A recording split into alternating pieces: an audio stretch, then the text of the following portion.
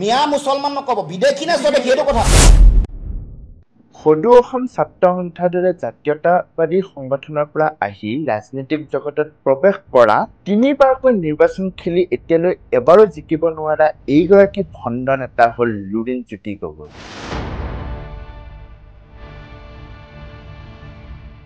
যি জাতীয়তাবাদী সংগঠনে এদিন বিদেশীক বহিষ্কাৰ কৰাৰ বাবে আন্দোলন কৰিছিল, সেই সংগঠনৰ প্ৰাক্তন সাধাৰণ সম্পাদক এইজনে আজি মিয়াৰ মুখপাত্ৰ হৈ পৰিছে।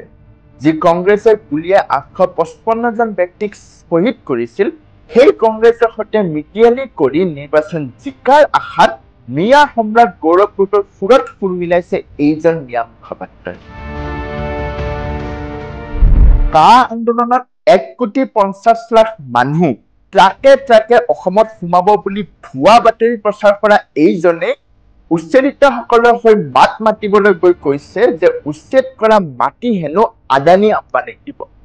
যদি তেনে হয়, গৰুসুটিত উচ্ছেদ কৰা মাটিত কোনটো আদানী বা কোনটো আম্বানীৰ প্ৰজেক্ট বহিছিল তেওঁ ক'ব পাৰিব?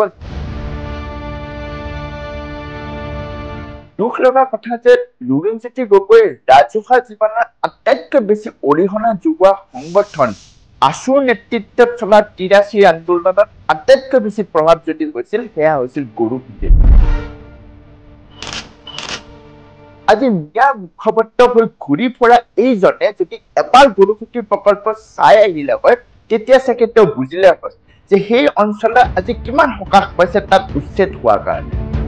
এইজন মিয়া মুখপাত্ৰৰ মতে বিদেশী চিনাক্ত কৰা বা বহিষ্কাৰ কৰা কোনো দল সংগঠনৰ কাম নহয়। অসমত বিদেশী চিনাক্তকৰণ কৰাৰ কাম কাৰ? আপুনি কওক, কাৰ কাম? ব্যক্তিগত খণ্ড নে চৰকাৰৰ? এইটো কোনোবা দল সংগঠনৰ কাম নেকি? তেন্তে বিদেশীক খেদিবলৈ 83 যে অসম আন্দোলন হৈছিল, সেই আন্দোলন কোনোবা চৰকাৰে কৰিছিল নেকি?